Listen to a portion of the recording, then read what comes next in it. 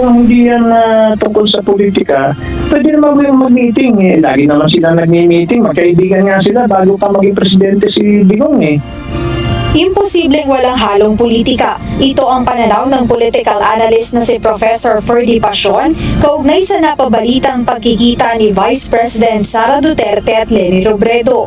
Paliwanag ni Professor Pasion, maaaring bahagi ito ng kanilang paghahanda o posibleng pagtutulungan sa darating na halalan. Inang labo mo naman, Professor Pasion. Sabi mo walang politika. Sabi mo walang politika, dati naman silang magkaibigan. Tapos ngayon, posibleng para sa pagtutulungan nila sa 2025, di politika yun.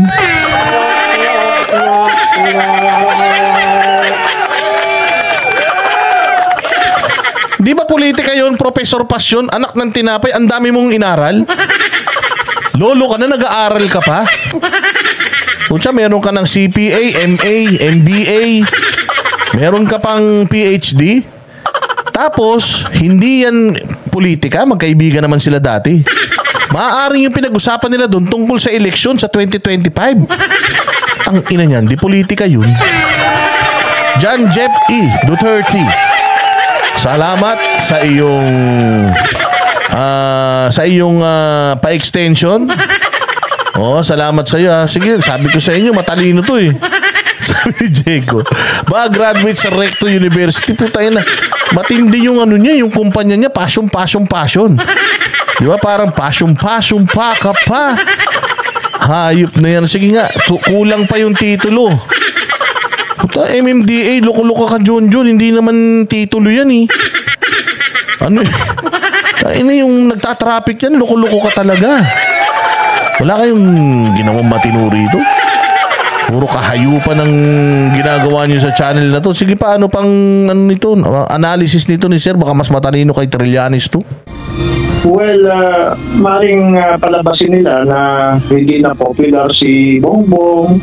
Maraming pagkakamali sa liderato ni Bongbong at magkakaisa na. Magbabalik na sa dilawan muli ang mga Duterte. Okay na yun ito, baliw.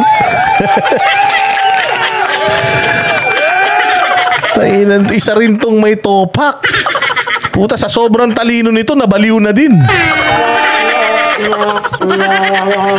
Maaring palabasin nila na hindi na popular si Bongbong, maraming pagkakamali sa liderato ni Bongbong at magkakaisa na. Magbabalik na sa dilawan muli ang mga Duterte. Putang ina, dilawan ng mga Duterte? Putang ina to. Gago. Tarantado ka. Tangina, dialysis yan, hindi yan analysis Parang dinialysis mong gunggong ka Puta, ayan na, sinabi na ni Diego dialysis. Tangina, loko-loko talaga to si Diego. Parehas pa kami nang iniisip Tangina, mas abnormal to kay Trillanes. Sa dami ng inaral nito ni Professor. CPA, MA, PhD, MMDA, DPWH, NHA, puta, lahat ilagay mo na.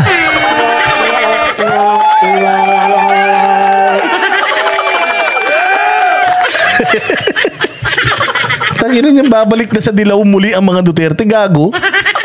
Di naman ang mga Duterte. Siguro dahil nakikita niya noon, kinampanya nito niya, sabi ni Virginia, nahalang lang po kami sa'yo.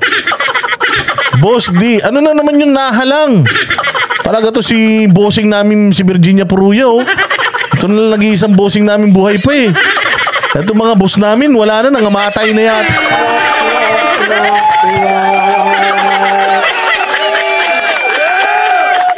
Tarantado rin to Ganito yung mga tao na putang ina iinom ng cobra tapos matutulog na mahimbing. Kung ano-ano napapanaginipan nyo Hindi, dati kasi kinakampanya ng mga Duterte si Risa Hontiveros, ganyan. Si Pinoy, di ba? So, ang dating dilawan sa kanila yun. Pwede. Pwede. Dilawan nga si Digong. Ayun ibig sabihin, dilawan din tayo, Mga Duterte supporter tayo Hayop naman si Perdi. Saan ba nila UNTV, saan nyo ba nakapulot to? Baka mamaya nagnonotaryo lang to dyan sa ilalim ng tulay, ha? Hinihingan nyo na ng opinion, ha? O sige, tingnan pa natin yung analysis niya magaling. Ang mga Duterte, na kung saan naman sila talaga nanggaling. Talagang dilawan pa lang Duterte. Tangina, mas matindi ang utak nito ni Perdi. Kayo ba naniniwala na si Duterte talagang dilawan? Kaya tama rin pala yung sinasabi ng mga loyalista sa sa mga DDS, mga dilaman yung DDS. Oo nga, no.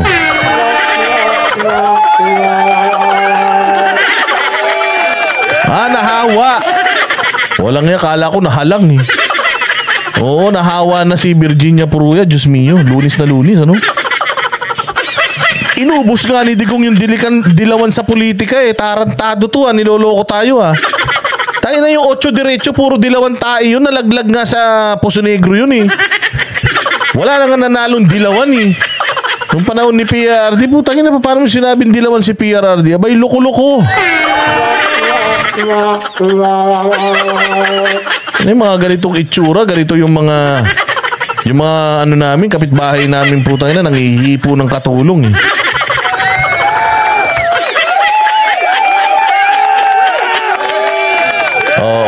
Nanggaling at maaring kung saan naman sila nanggaling at maaring mag-field sila ng mga common candidates nila for next year's election and beyond. Wow. So putang ina, matindi magme-merge ang mga DDS at ang mga dilawan. Putang ina, magrarambulan talaga yan. Pwede mong pagsamahin. Sabi ni Diego, sira ng tuktok niyan, sobrang talino. Oo, baka yung Biblia, baka sinaulo nito. Hindi ba, narinig nyo na ba yung na yun? Narinig nyo na yung balita na yan, yung kapitbahay nyong baliw? Paano? Kaya yan na baliw, sinaulo yung Biblia. Oo, sinaulo yung Biblia. Ay, bakit naman sino ba yun? Si Eddie Soriano, sa ulo din yung Biblia eh. Di naman nabaliw yun. O, taas ang kamay. Taas ang kamay dito ng may istorya, na may kapitbahay, na yung sobrang talino, sinaulo yung Biblia na baliw. Ako meron. Dito sa amin sa Cubao at saka sa Bulacan. Dalawang istorya yun, parehas, na sinaulo yung Biblia. Umuulan daw, binasa yung Biblia hanggang matapos. Tapos matindi nun, sinaulo. Nabaliw. Sino dito ang may alam na ganung istorya? Puta, hindi ako naniniwala dun eh.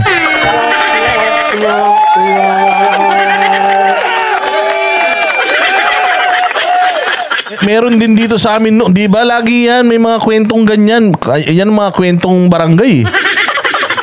Di ba yan yung mga kwentong barangay? Oo, kapitbahay ko pinukpok sa ulo ng Biblia kasi demonyo daw. Loko-loko, iba naman yun eh. Sabi ni Bray ko, may kapitbahay kami, kabisado mga bansa. Ayun, may sira na din sa utak. Anak ng tinapay, sinaulo lang yung mga bansa, nasira na yung ulo. Ibang klase kayo? Oo, paano yung nagbilad sa araw? Ibang klaseng tama yun.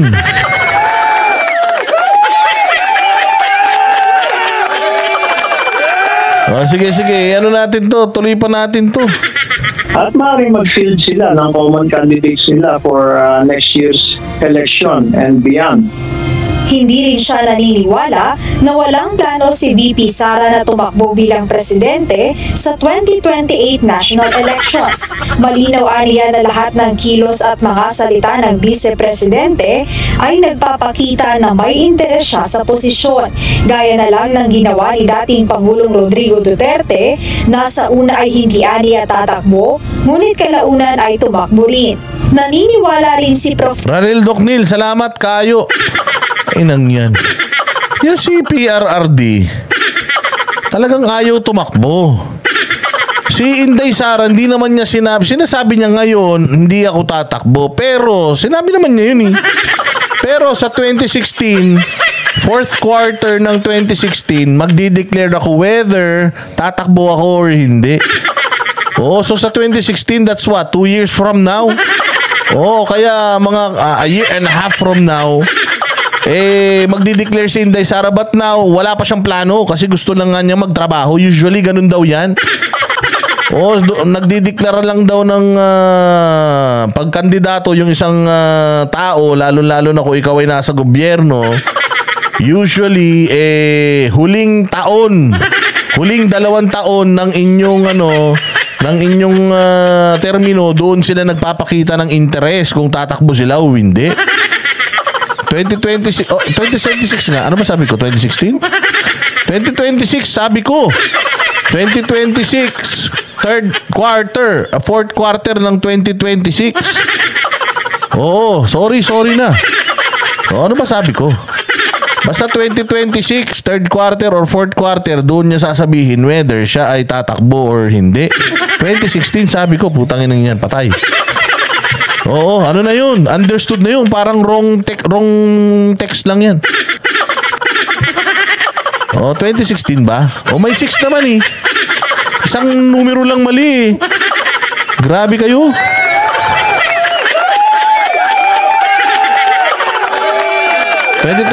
I stand corrected. 2026, fourth quarter, doon daw siya magdideklara. Ito naman si Kuya, advance din mag-isip. Professor Passion na ang pagbisita pa ng ibang politiko sa dating vice-presidente ay posibleng paghingi ng tulong para sa eleksyon. Well, tandaan natin na may puwersa pa rin ang Liberal Party. Napakatagal ng partido yan. No? May puwersa, wala nga nanalo dyan eh. Si Risa na nga lang isang dilawan eh. Saan ba na planeta nakatira to? Saan ka bang planeta nakatira, Kuya? Sa Nemic? Tiga planet Nemic ka ba? Antindi nito, no? May impluensya pa daw yung mga dilawan. Na si Mar Rojas nga yung pinakamalakas nila, natalo pa eh.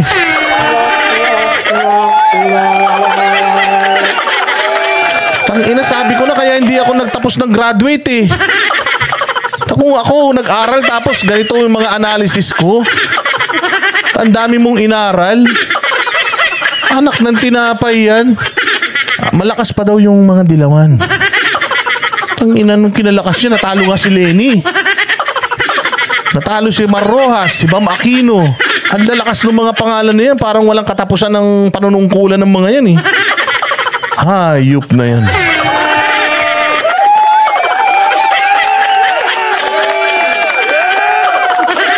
Si Kiko Pangilinan nga, hindi nanalo eh. Hayop, ibang klase, no? Hindi sa bagay. Mahirap talaga manalo si Kiko Pangilinan. Puta, kalabo mo si Inday. Diyos ko po. UNTV, puta, sisantihin nyo na to, ha? Ayoko nang ini-interview nyo to. Ginugulo lang nito yung utak natin, eh. Malakas pa rin, ayan o, pwersa pa rin sa pamumuno ni Edsel Lagman. Malakas pa rin ang Liberal Party. Ay na, malakas na lang mang-asar.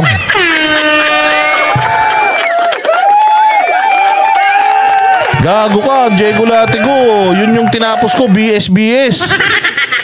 Bachelor of Science in Vulcanizing Shop.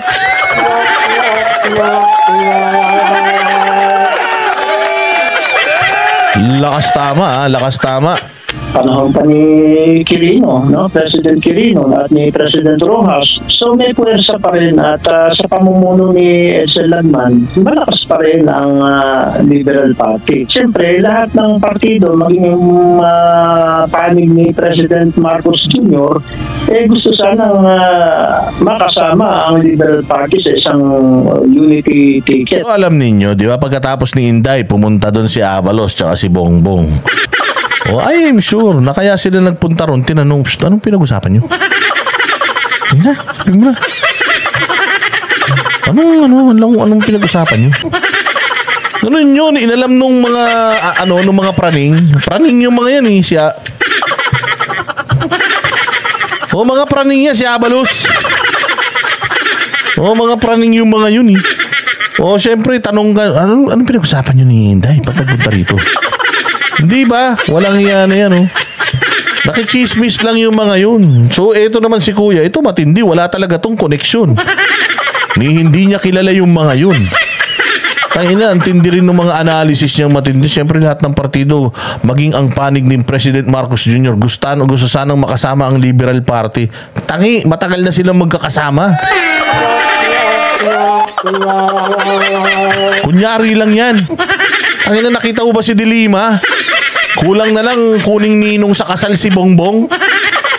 Si Ma'am Aquino, puta ina, ayaw na maging dilawan. Panay na ang bati kay Bongbong. Nakita mo ba yung Makabayan Black?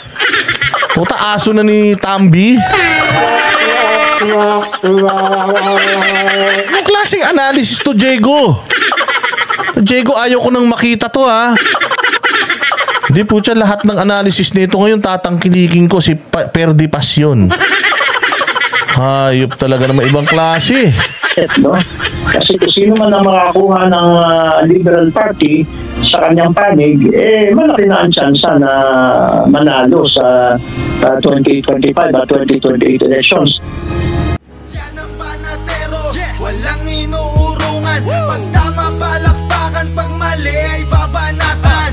Yan ang Banateros, boses ng ordinaryong Pilipino. Banateros ay walang makakaawa.